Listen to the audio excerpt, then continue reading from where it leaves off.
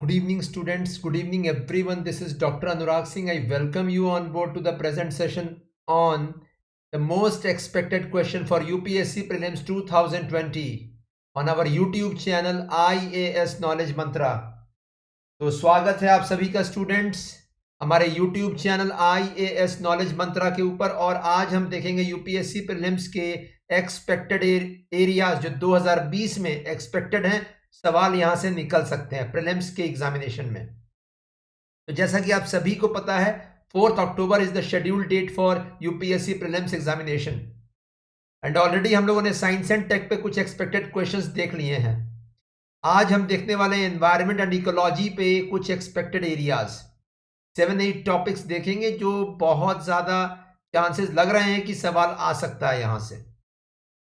It's just about a logical prediction, that's it. तो चलिए शुरू करते हैं आज का सेशन और देखते हैं 7 to 8 expected areas. And yes students, अगर आपको इस सेशन का फ्री पीडीएफ चाहिए तो हमारे टेलीग्राम चैनल IAS टॉपर्स मंत्रा पर आइए। IAS टॉपर्स मंत्रा टेलीग्राम चैनल, इस सेशन का फ्री पीडीएफ आपको मिल जाएगा। कमेंट बॉक्स में मैं टेलीग्राम चैनल का लिंक भी पुट अप कर दूंगा। So let's start today's session. Have a look.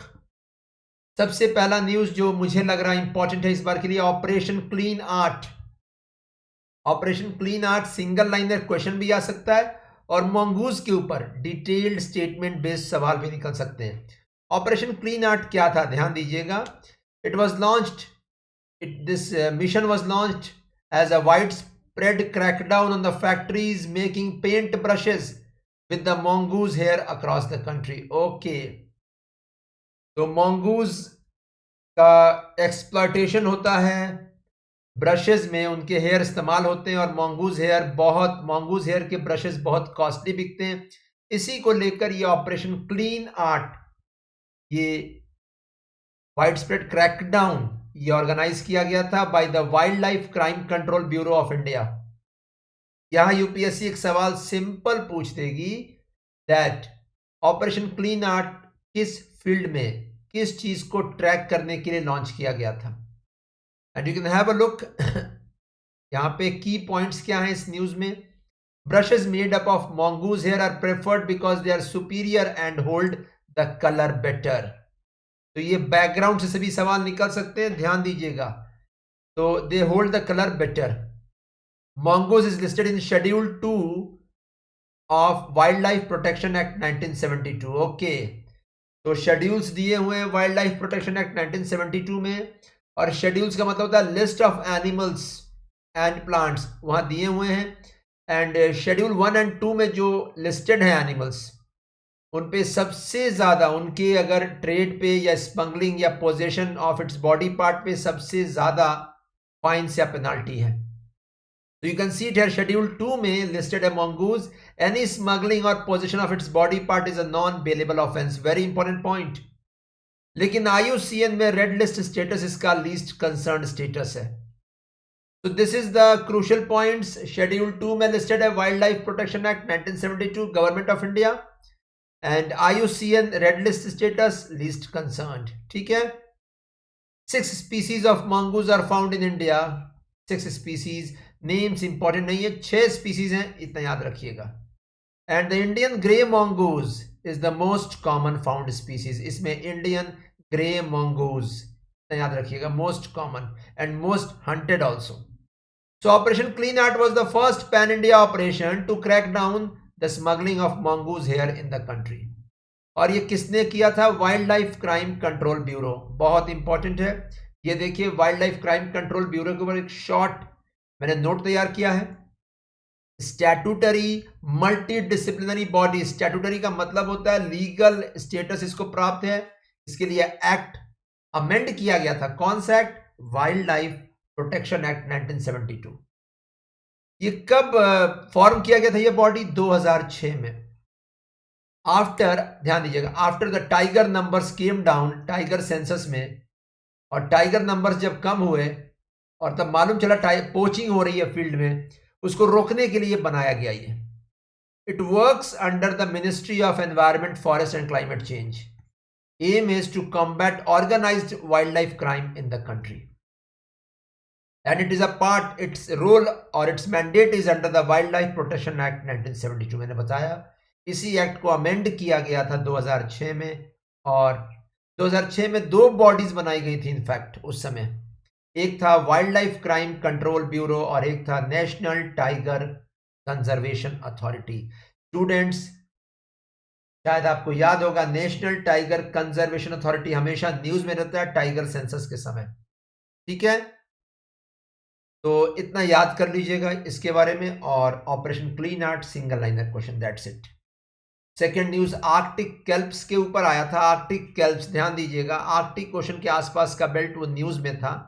Kelp forest are underwater forest which thrive well in cold and nutrient rich waters. Okay, को underwater forest है, cold waters में बहुत अच्छे से thrive करते हैं, ग्रो करते हैं। In fact they're large brown algae seaweeds attach to the sea floor, sea floor पे अटैच रहते हैं। यहां से स्टेटमेंट बेस्ड सवाल आ सकता है।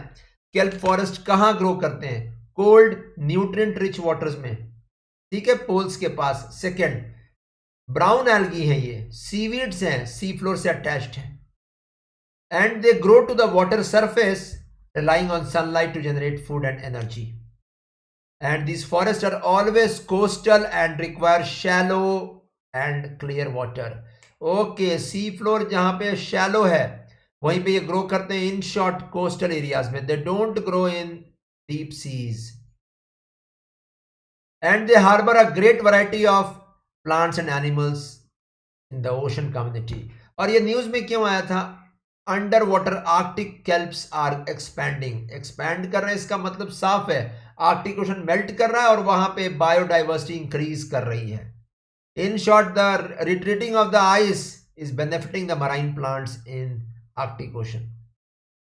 तो ये देखिए कैल्प्स, शैलो फॉरेस्ट, देखिए यहाँ पे shallow under water forest, sea floor से अटैच्ड और सरफेस तक एग्जिस्टेंट। देखिए यहाँ पे क्या लिखा हुआ है केल्प फॉरेस्ट के बारे में। Kelps have adapted to the severe conditions, they can survive freezing temperatures also and long periods of darkness also, they can survive sea ice also. ये अडेप्टेशन याद कर लीजिएगा, ये तीनों प्रकार के एक्सट्रीम कंडीशन में kelps can survive. First freezing temperature, second sea ice, and third long period of darkness. And you can see it here, they have one of the highest rates of primary production of any natural ecosystem on earth. Primary production one of the highest है पूरे विश्व में। और देखिए यहाँ पे Hudson Bay यानी Canada के आसपास का रीजन, एलेसमियर आइलैंड, लैब्राडोर सी, इन सारे जगह पे ये पाया जाता है। तो केल्प फॉरेस्ट याद रखिएगा, ओशन का one of the most diverse ecosystem से। द ओशन का सबसे डाइवर्स इकोसिस्टम तो कोरल रीफ्स होते हैं, लेकिन ये भी one of the most diverse है, इतना याद रखिएगा, ठीक है? So that's it about Arctic kelps. यहां से statement based questions can come. Survive कहां करते हैं, अडैप्टेशन कैसा है, देख लीजिएगा। थर्ड न्यूज, बाल्सम इन हिमालय। बाल्सम देखिए यहां पे मैं ये इमेज दिखा रहा हूं, ये एक हर्ब होता है, हर्ब, और ये बहुत ही फ्रजाइल होता है। फ्रजाइल का मतलब क्या? कमजोर होता है। It is very very fragile, it is very very endemic also, endemic, endemic का मतलब क्या है? localized, इसके स्पीसीज हर जगह नहीं पाए जाते हैं। ये कहां सर्वाइव करता है? इसके बहुत सारे स्पीसीज होते हैं, इसमें सबसे कॉमन जो इंडिया में impatience species, IMPATIENS, impatience species, ठीक है? एंड इंडिया में ये कूल क्लाइमेट में सर्वाइव करता है, कूल क्लाइमेट में। फ्रजाइल भी है, कमजोर भी है। जैसे ही क्लाइमेट थोड़ा सा टेम्परेचर राइज करेगा, it will die. In short, it indicates the climate change. ये इंडिकेट करता है अगर जरा भी तापमान बढ़ेगा, टेम्परेचर राइज करेगा, it will die. In short, it's indicator species. Indicator species are all those species of plants और एनिमल्स विच डिनोट और indicate something wrong is in there in the environment. तो ये इंडिकेटर स्पीसीज भी है, endemic species भी है, इतना याद रखिएगा, एंडेमिक स्पीसीज, ठीक है? और इसके बारे में एक न्यूज आया था, सिंगल लाइनर क्वेश्चन यहां से आ सकता है। 2010 और 2019 के बीच में बालसम के 23 न्यू स्पीसीज ईस्टर्न हिमालय में डिस्कवर किए गए। ओके, नॉर्थ ईस्ट इंडिया की बात चल रही है। Yes, they are both annual and perennial herbs. तो इनका लाइफ साइकिल 1 साल का भी हो सकता है, बहुत वर्षों का हो सकता है, depending upon the type of species. और हर्ब का मतलब ही होता है, देखिए यहां पे, बहुत ही fragile fleshy stem. There is no wood in the there is no woody stem in the balsam. ठीक है, तो सिंगल लाइनर क्वेश्चन। देखिए यहां पे एक और पॉइंट, देखिए यहां पे अरुणाचल प्रदेश और सिक्किम में सबसे ज्यादा बालसम के स्पीसीज डिस्कवर किए गए हैं। ये 2 स्टेट्स के नेम याद कर लीजिएगा। यहां सवाल कैसे आएगा स्टूडेंट्स? पहला, balsam are indicator species, true statement. Second, balsam are endemic species, true statement. Balsam survive in cool climate, true statement. Balsam maximum species have been discovered in north eastern India, true statement. और वहां पे कौन से states? Arunachal and Sikkim. And by default both are having cool climate. That's it. ठीक है, next news, eutrophication gulf of Mexico. ये news आया था लास्ट ईयर। इसके पहले अरेबियन सी में भी एक यूट्रॉफिकेशन बेल्ट डिस्कवर किया गया। यूट्रॉफिकेशन का मतलब क्या होता है? Dead Jones. डेड जोन्स का मतलब, यस, जहां पे ऑक्सीजन खत्म हो जाए वाटर के अंदर से, डेड जोन्स। ऑक्सीजन खत्म कैसे होता है? Because of excessive growth of plants और एल्गी का एक्सेसिव ग्रोथ। ये तो आपने पढ़ा होगा बेसिक स्टैटिक पोर्शन में। Unoxygenated dead zones appear in the water wherever algae are overfed. Algae क्या, क्यों ग्रो करते हैं? यहां पे एक्सेसिव एल्गी ग्रो करते हैं। अभी आपने देखा केल्प के बारे में, ब्राउन एल्गी। ठीक है, ये एक्सेसिव क्यों ग्रो करते हैं? क्योंकि न्यूट्रिएंट्स आता है इसके अंदर, न्यूट्रिएंट्स पानी के अंदर। और आपने देखा होगा even lakes and rivers are full of algae sometimes. It shows excessive nutrients coming in because of human activities, because of agriculture, because of urbanization. और जब ये ग्रो करते हैं ना, they take up oxygen of the water body, oxygen. और ऐसे water bodies can be seen covered completely with a layer of plants. वहां water visible भी नहीं होता है। और जब ये ऑक्सीजन पूरा खत्म करते हैं, the fishes and the other food chain पूरा destroy हो जाता है, the other animals, the other fishes don't survive and the region turns dead ecosystem. तो ऐसा डेड इकोसिस्टम अरेबियन सी में लास्ट ईयर डिस्कवर किया गया, और अब ये dead ecosystem gulf of Mexico में डिस्कवर किया जा रहा है। गल्फ ऑफ मेक्सिको का मैप देखिए, यहीं पे एक सबसे one of the largest river systems of the world comes up, Mississippi Missouri river systems from United States of America. बहुत बड़ी नदी है, वन ऑफ द लार्जेस्ट है, सब बहुत ज्यादा पानी आता है इसमें। Mississippi, Missouri, Ohio and Tennessee rivers, ये सब इसमें कंबाइन करती है। गल्फ ऑफ मेक्सिको में यही मिसिसिपी रिवर सिस्टम ला रही है क्या? Fertilizer run off. क्यों फर्टिलाइजर रन ऑफ कहां से आ रहा है? एग्रीकल्चर फील्ड से। और उसमें क्या आ रहा है? Specially nitrogen and phosphorus. और यही फर्टिलाइजर एल्गी के ग्रोथ को प्रमोट कर रहा है। Ultimately it's degrading the quality of the ecosystem in gulf of Mexico and this has turned into a dead zone. Clear है? यूट्रॉफिकेशन इसी प्रोसेस को कहते हैं, इतना याद कर लीजिएगा। नेक्स्ट, एक single liner question students, normalized difference vegetation index, NDVI, इसका इस्तेमाल क्यों होता है, या ये है क्या? Normalized difference vegetation index estimates the density of vegetation and amount of food abundance available. Okay, vegetation किसी जगह पे कितना है एंड वहां पे फूड कितना अबंडेंस में अवेलेबल है फॉर हर्बीवोरस एनिमल्स, ये चेक करता है। तो single liner question, NDVI, what does it check? It checks density of vegetation, also amount of food, abundant food available for herbivorous animals. How is it calculated? ध्यान दीजिएगा, how is it calculated? It is calculated using the space technology. In short, red और near infrared components of light reflect होता है plant से, और इसी से ये normalized difference vegetation index check किया जाता है. A high NDVI value, bright green, indicates healthy vegetation. A low indicates no vegetation. That's it. तो स्पेस टेक का क्लासिकल इस्तेमाल, और यहाँ पे मैं एक्सपेक्ट कर रहा हूँ एक दो स्टेटमेंट्स यहाँ पे इसके ऊपर. Consider the following statements. First, normalized difference vegetation index estimates density of vegetation only. Second, it uses the concepts of light reflected by objects. In short, application of space tech. Which of the above statements is correct? ध्यान दीजिएगा, मैंने only शब्द का इस्तेमाल किया. It estimates density of vegetation as also amount of food available. Clear है? तो ये भी याद कर लीजिएगा. ठीक है. और देखिए यहाँ पे न्यूज में क्यों आया था, normalized difference vegetation index is not a reliable estimate of food abundance for elephants in tropical forest.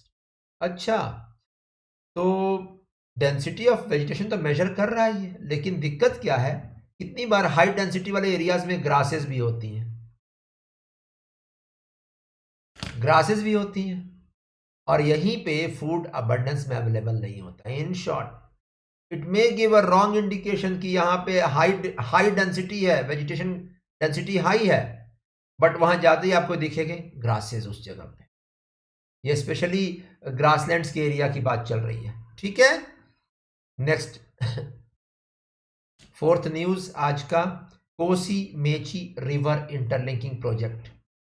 ये कैबिनेट ने अप्रूव किया लास्ट ईयर. बहुत इंपॉर्टेंट, कोसी और मेची. कोसी गंगा की ट्रिब्यूटरी बिहार में आकर कंबाइन कर रही है. ठीक है, रिवर गंगा में. वही मेची रिवर पे सवाल निकल सकता है इस बार स्टूडेंट्स. कोसी पे तो नहीं निकलेगा, लेकिन मेची पे निकल सकता है. What is Mechi river? Have a look. Mechi river क्या है?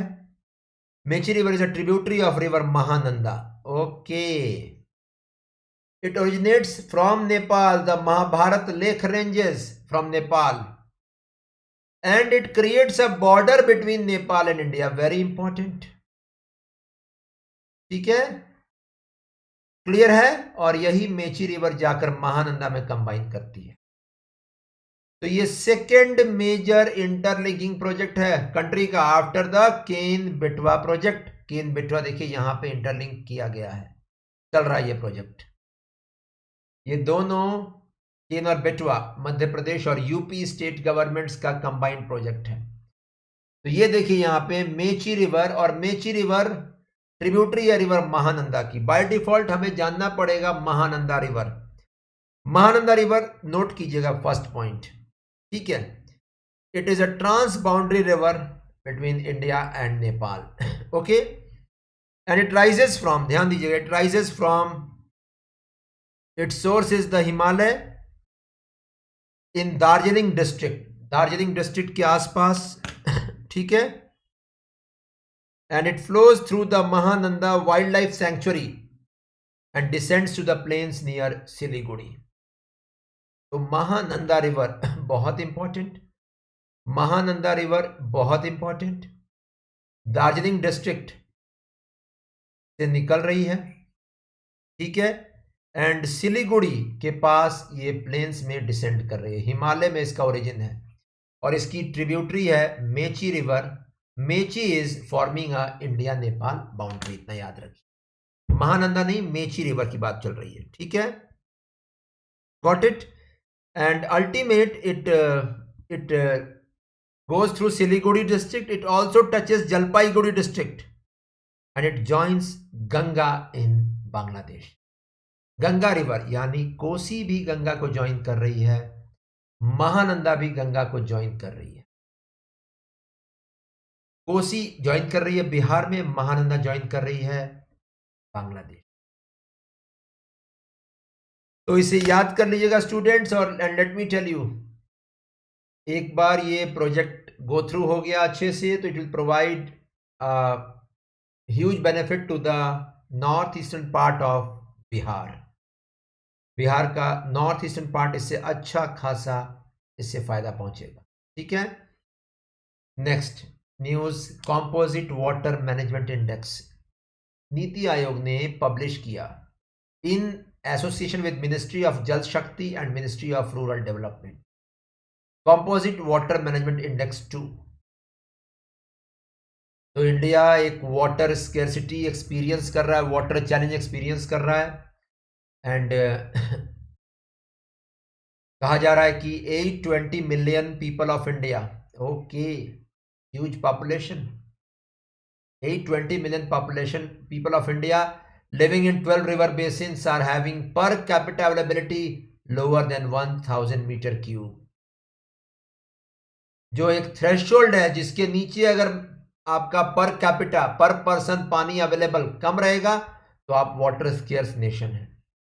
ये कंपोजिट वाटर मैनेजमेंट इंडेक्स पहली बार कब निकाला गया? 2018 में नीति आयोग ने निकाला। ठीक है, और इस बार it's the second report has come up. यहां सवाल कैसे आएगा स्टूडेंट्स? सवाल आएगा सिंपल इतना कि कौन सी मिनिस्ट्रीज एसोसिएटेड है इस प्रोजेक्ट में। It's ministry of Jal Shakti and its ministry of rural development. Second point important है, ध्यान दीजिएगा।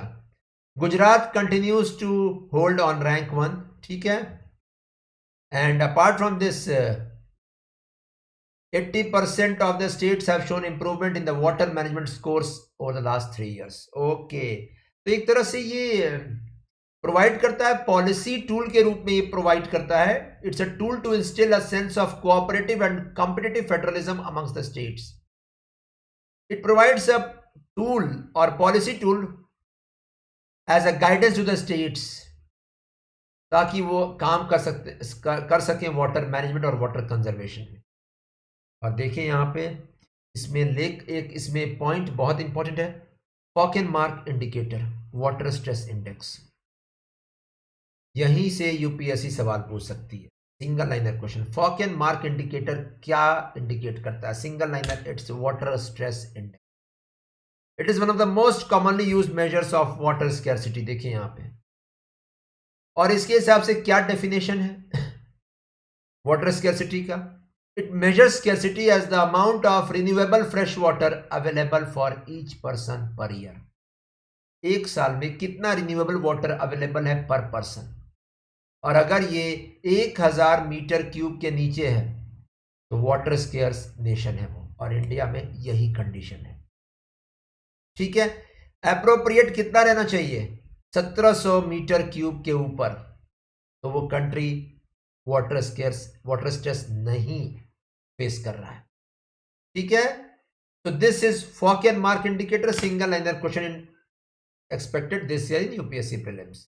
सो दैट वाज इट स्टूडेंट्स। आज के सेशन में मैंने कुछ बताया आपको। मैं फिर से उन चीजों पे फोकस कर रहा हूं जो सवाल निकल सकते हैं। पहला पॉइंट देखें यहां पे, ऑपरेशन क्लीन आर्ट किस फील्ड को लेकर है? Second point, wild life crime control bureau कब बनाया गया और कौन से एक्ट के तहत बनाया गया?